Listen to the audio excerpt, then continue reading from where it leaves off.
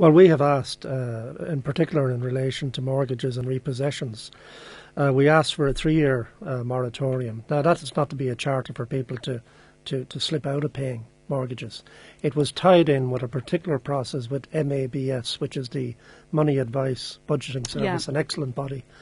What they do is they mediate between the borrower and the banks and produce a situation where people, whatever income they have or little income they have, they're then able to scale it relative to staying in the house. What good is an empty house to a bank? It's of no value. Of course, yes. It just becomes a target for vandals. Yeah. So MABs have done an excellent job. So we proposed, the banks have somewhere around, I think it's 12 months at the moment under the Code of Conduct. We asked that that be extended to a 3-year period. Others have said 2 years. We've said 3. If this recession is going to bottom, we expect it will be 2 to 3 years before that will happen. Now, that was one area we went to government on. We haven't been successful. Now, I think that that is an obvious area where people are seeing the taxpayer, effectively, putting these billions into NAMA, and at the same time, people, it's back to the days of the battering ram almost, you know, where people were thrown out of their houses or evicted from their houses and repossessions. Now, we can't have battering rams on the one hand and then billions going to the banks. That creates the unfairness. Now, can I come back to a point about public and private? Public yes, and perceptions private. From both sides. If you get rid of 30,000 jobs, which some people are proposing at the moment in the public sector, it won't create one job in the private sector. It will not create. What you will now have is... Well, if they were enterprising, it might. But let's put it, what will happen is you'll put another 30,000 people on the dole. You will then have to pay for them. And what's that going to cost you? It's going to cost you another billion. You're better off keeping people in work, paying their taxes, and finding ways of making people But then if more you do productive. that, and Alan Ruddock, I should probably bring you in here before I get accused again of having a go at Jerry Shanahan. No, so you respond to what Jerry Shanahan has been saying there. Part of the... I don't know how many thousands of jobs need to be taken out of the public sector. I don't think anyone does, because one of the most significant problems with the public sector is that it has not been a managed entity probably in its lifetime. And what the public sector needs is a sense of management, so that if jobs have to go, that people can say jobs go from here, not the sort of drifting job loss that's taking place at the moment. I mean, you see it in the health service. I think there's about 300 jobs a month aren't being replaced. That is crazy, because the health service in particular needs aggressive management so that the right people can be put in the right place, not... The HSE, I mean, it's a classic, really, of what is so wrong with everything in this country and the way it's been governed for the last 12 years. When the HSE came into existence, it was meant to replace all the health boards, was meant to bring an efficient management structure, a whole new health service that was going to be run well and aggressively. What happened was that politically, to get it into being, the government agreed a whole series of deals with Impact and other unions that meant that the HSE was stymied at birth and incapable of doing the job that it was set up to do. They had to inherit all these jobs from the old health boards and invent jobs If we for them. don't give the government the ability to manage the public sector, you just have this... We don't know how efficient or inefficient it is because no one actually measures that. We don't know how many thousands of jobs should or shouldn't be there because no one manages it.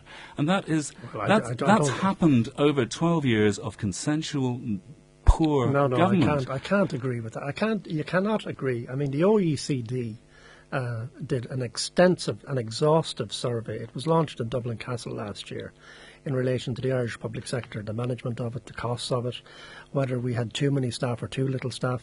In actual fact, on the OECD said on a European comparison, we had a smaller public service than most of our European neighbours. But Jerry, we had a less costly. I know, but it clearly we had a less identified a costly lack of public service. No, just a second. Do you think the HSE is a very efficient organisation, and that there are not thousands of administrative people there who should actually be made redundant because they're taking money from frontline services within the healthcare system in this country? There is an argument which has been going on for years that following the setting up of the HSE, that the government did not give the mechanisms to management or to the representative bodies, the unions in there, to deal with what were considered the reorganisation issues.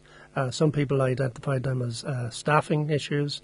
Some of them identified them as ability for people to leave the service under acceptable terms. The government would not provide management with the wherewithal to engage the those sort of the negotiations. unions in the health service are incredibly powerful, Jerry Shanahan, as you know.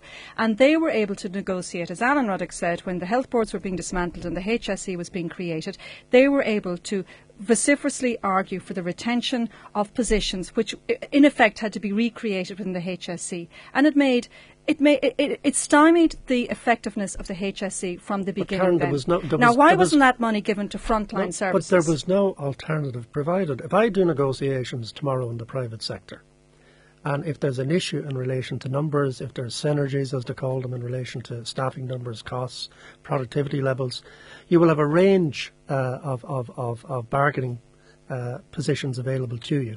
For example, you will be able to look at voluntary early retirements. You will be able to look at voluntary redundancies. You will be able to look at redeployments. There'll be a whole range of measures that will deal with the cost issues. Voluntary early retirement was not available to management or unions in the HSE. Voluntary redundancies was not available. So key mechanisms that are used in the private sector were not made available by government in terms of streamlining the health service executive. So we need more public sector involvement in the way we manage the state, isn't that? I mean, private sector involvement in the way we manage the state. We haven't had competent government. I mean, the OECD where report, there are good ideas, be they in the public or private sector, you take the good ideas. No, but what you're right about the OECD nobody report, has a monopoly on them no. in the public. There's mistakes in the private sector every day of the week. As we know in the banking system. I know, but we also know that in the system. private sector, with the exception of the banking system, there is accountability. We're not saying that of the banks, but generally if a private company makes a mistake, it gets punished for it. But the broader point, the OECD thing, it's a good thing to raise, because Bertie Ahern commissioned that report in 2007. It reports in 2008. We set up task forces, committees, the whole thing. Coming to the end of 2009, we still have nothing out of it. So by 2010, 3 years after the OECD is asked to look at our public sector, we may be in a point where someone in government decides, let's try and reform the public sector. And how long will that take? I mean, today I think we argue, Eamon Gilmore has suggested as well, that they should create a Minister for Public Sector Reform, give it to one of the tougher, brighter ministers, give it to a Dermot Ahern or a Bat O'Keefe, and let them get on with it. Put the Controller and Auditor General in with them maybe, but actually get to grips with the management of a public sector that soaks up so much of money that we no longer have because we are borrowing to pay for it. Andrea Martin, we're still under in terms of because Alan's obviously got one very clear view. Jerry has his own sectoral interest to protect, and I want to just do a reality check here.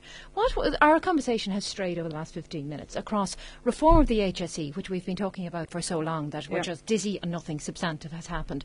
Reform of the public service, which even Cowan is talking about in terms of we're implementing a programme of reform. We are borrowing 20 billion a year. We need to take action now. Now, the whole idea that Jerry and his members and the unions will actually sign up to a package of cuts and job cuts and pay cuts. Jerry, the reality is you can't do that. You won't do that. The days of partnership, as Alan referred to right at the start of this discussion, are over. What Jerry's members are doing, and I can understand it, and if I was in his members' position, I'd be doing the same, is protesting and saying, whoever you cut, don't cut us. There will be cuts, and it's a question of how much there's going to be a cut. Personally, from the point of view of representing those middle-class self-employed people, I think there do need to be income tax increases. But I wouldn't be over-optimistic about that being the panacea to our woes, because I don't think the tax take is going to, from these wealthy, as they're referred to, I don't think it's going to be that big, because they're not wealthy anymore. You think that there are so many who have actually decreased their incomes? Plummeted.